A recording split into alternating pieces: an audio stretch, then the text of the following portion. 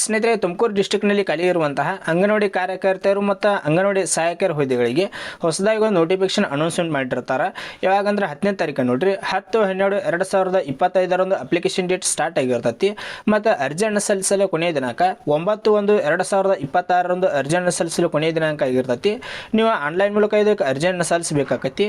ಮತ್ತು ಇದರೊಳಗೆ ಟೋಟಲ್ ಆಗಿ ಅಂಗನವಾಡಿ ಕಾರ್ಯಕರ್ತೆಯರು ಮತ್ತು ಅಂಗನವಾಡಿ ಸಹಾಯಕಿಯರು ಮತ್ತು ಎರಡೂ ಪೋಸ್ಟ್ಗಳನ್ನು ಕೂಡಿಸಿ 946 ವೇಕೆನ್ಸಿಗಳಿಗೆ ಅಧಿಸೂಚನೆ ಮಾಡಿರ್ತಾರೆ.